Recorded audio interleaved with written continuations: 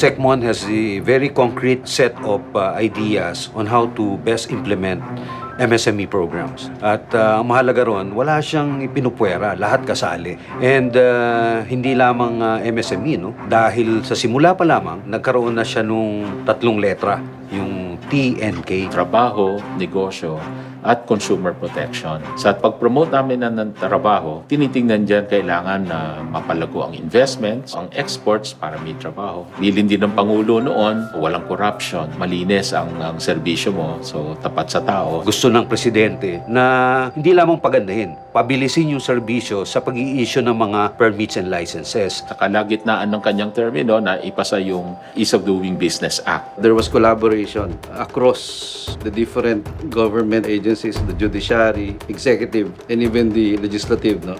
It was a really whole-of-nation approach. In fact, with everybody working, we were able to improve on the ranking from 124 in 2019. Out of 190 economies, nag-95 tayo.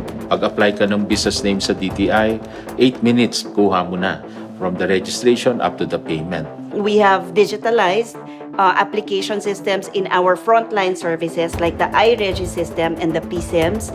Even inspecting product standards in the market, you would see the ICC stickers on certain consumer products. If you scan the sticker, lalabas doon yung manufacturer, yung country of origin, if it's imported, all the details para mas madali for our enforcers and for the consumers to verify if the product is certified. Within DTI, gusto rin natin maging efficient. So yung pinag-uusapan nating ease of doing business, kailangan magsimula rin dito sa DTI. Kailangan ma-institute din natin yung pinaniniwalaan natin very important values. I believe kasi in that principle na ICE. Integrity, competence, and energy. So up to now, from day one, you will see it in him. Kaya lahat kami, if you would notice from the outside looking in, parang ang energetic ng DTI. Napakataas ng level ng engagement niya sa ating mga empleyado. Lahat kami very actively participating and contributing as much as we can because of the values that we learned from SecMon. 30% ang growth ng annual average export natin itong panahon ng Presidente Duterte dahil sa mga reforma na ginagawa natin, yung Ease of Doing Business, the Public Service Act, Retail Trade Law, etc. Create, pagbaba ng corporate income tax, investment incentive regime, yung foreign direct investment natin 3 times more than the previous administration, $9.1 billion annual average. Dati ay $3.5 billion. Dati ranked 6 tayo sa Southeast Asia. We're now number 4. We have forged a lot of partnership, joint economic commission with Canada, Israel, Hungary, Germany, among others. About to be signed is the Investment Promotion and Protection Agreement. And the second one is the Comprehensive Economic Partnership Agreement. With UAE at saka with Israel. Recently, naririnig natin yung madalas na diskusyon natin sa media, yung about RCEP. That's a free trade agreement. And our participation there will open up more doors for our exportable products. Agriculture products pa, kasama dyan na magbe-benefit. We were able to conclude the negotiation with South Korea. At the regional level, we have launched the ASEAN-Canada Free Trade Agreement negotiation. We are also in the process of upgrading existing ASEAN Plus 1 FTAs, such as the ASEAN, Australia, New Zealand FTAs, and also the ASEAN Trade and Investment Good Agreement. We were able to conclude, signed also, and ratify the ASEAN Agreement on E-commerce, the ASEAN Trade and Services Agreement. At the multilateral level, the Philippines joined the Joint Statement Initiative. One is on e-commerce, second is on investment facilitation, and the third one is on domestic regulations. When I was called upon to serve, ang first instruction ng ating presidente is really to help the small guys.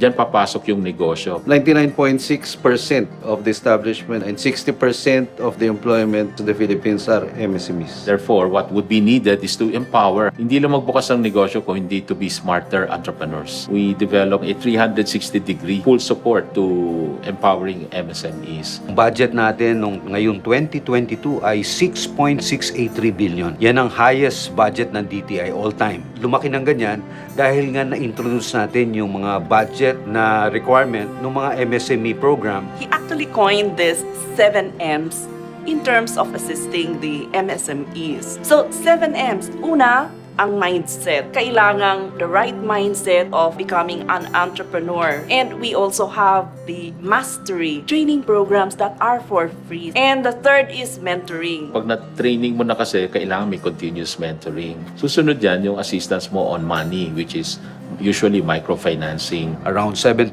billion ang ating pautang through CARES program, benefiting 42,000 SMEs. Pang-lima would be machines. May program tayo yung shared services facility. And of course, the models of business. Merong mga franchising in cooperation with the Philippine Franchise Association and the Association of Filipino Franchise Incorporated. Pinakahuli, yung 7th M, yung market or marketing. Pag natulungan mo na yung MSME mag-produce, product development, tinulungan mo sa design, na-improve yung product, ang tanong nila parati, saan namin bebenta to? At the back of his mind was how can he really help the MSMEs reach out direct to the consumer? So he thought of Go Local.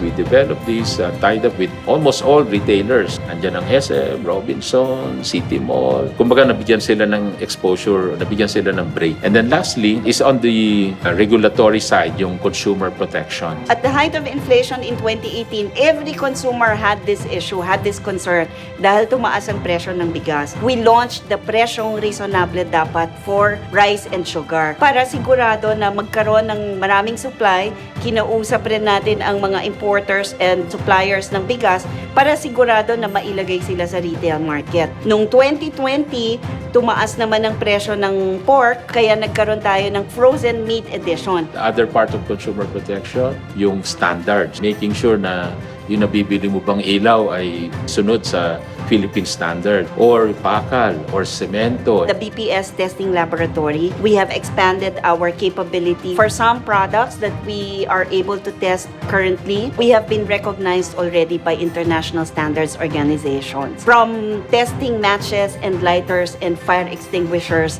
now we can test ceramic tiles, cement, and steel bars that are under the list of our mandatory products. Ito yung wide range of function, deliverables, and services ng DTI para maintindihan ng taong bayan at madaling matandaan yung mga iba-ibang serbisyo. Ito yon na-summarize natin sa TNK. Si Secmon, yung kanyang administrasyon ay naiba kasi ito yung administrasyon na naka-experience ng pandemic. Doon naging active ang DTI sa Interagency Task Force on Emerging Infectious Disease. And of course, the objective of protecting lives, protecting livelihood. Being part of the economic team, mas protecting livelihood tayo. Dito makikita natin yung halaga, hindi lamang ng Department of Trade but rather nung paano natin patatakbuhin ng ekonomiya habang inaayos natin ang health. Paano kikita yung tao kung halimbawang nasa bahay lang sila? Active tayo sa IATF na hanggang maaari kung saan magkaroon ng possible opening, pinare-reopen natin yung sector. So example, nakita natin kung manufacturing, less naman ang hawahan dyan. Diretso sa trabaho, sa factory, pag-produce ng food, sa agriculture, kailangan hindi maantala. Unimpeded movement of cargo, the mantra that you can hear lagi from Secretary Mon, because it is our duty in the Department of Trade to make sure that our goods, it goes straight from farm to market. As consumers, we wanted to have enough supply at home. The memorandum circular against panic buying was formulated by CPAB. The idea there was hindi maubusan ng supply ang retail.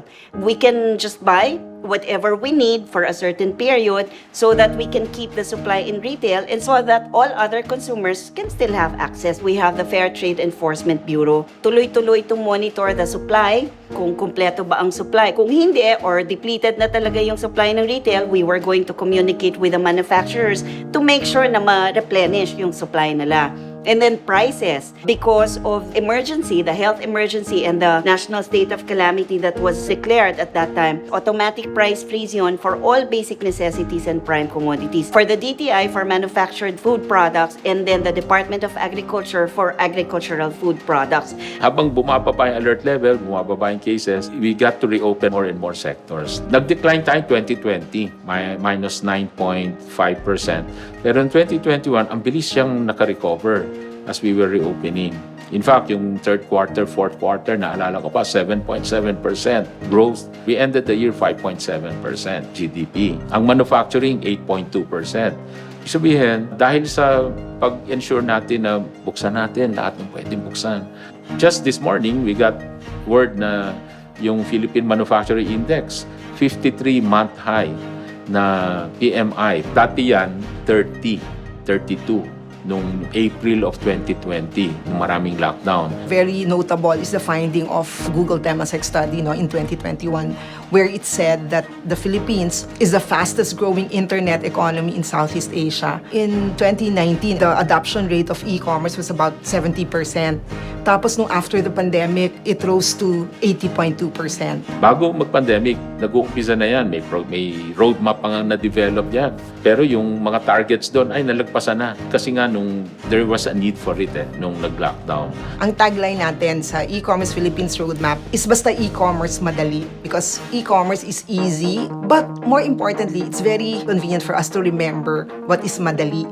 So, ito yung projects na DTI. It's market access, digitalization, and logistics integration. So, market access, it's about onboarding our merchants, whether it is cross-border or domestic trade. Tinuturuan na dati for madali, digitalization of SMEs, digitalization of human capital, and then digitalization of governments. And then Lee is logistics integration, making sure that the logistics is reasonable, efficient, and then the cost is low. Continuous innovation should be there. Hindi lamang innovation sa mga produkto, products and services, kundi dun sa proseso, buying new machines, yung machine na may technology. We started building regional inclusive innovation centers which serve as platforms, linking the different stakeholders in the innovation and entrepreneurship ecosystems. We started by piloting 4 regional inclusive innovation centers, and right now we already have 9.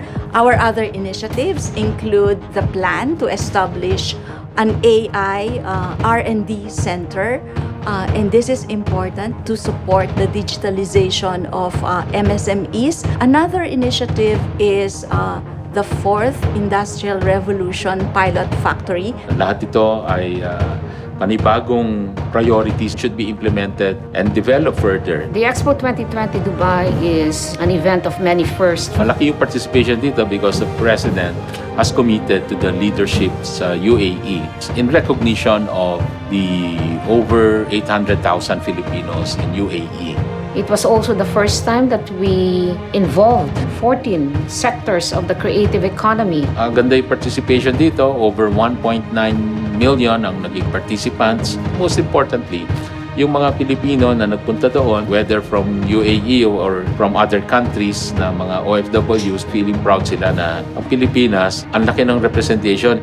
We have planted the seed for the future, knowing that digitalization really plays a lot on being future ready. We see the ascendancy of the MSMEs. Not in the history of DTI, I think, in my opinion, has there been very direct, very focused assistance to MSMEs. The strong focus that we have in terms of supporting the needs of our stakeholders, our people-centric customer approach in crafting policies, programs, and strategies. With so much attention, marami tayong natulungan, lalong-lalo na mga MSMEs.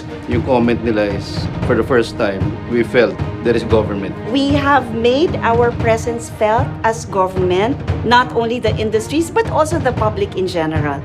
We have widened our reach, even in government itself. I would think that the other agencies have also begun to recognize the role of DTI in their respective mandates. And with our participation sa pagsugpo ng pandemya, literally and maybe figuratively, healthier mga kababayan natin, healthier din yung industries.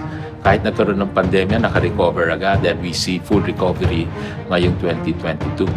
At isa pa, with all these efforts on modernizing industries, digitalization, e-commerce, AI, masabi rin nating future-ready ang ating industries.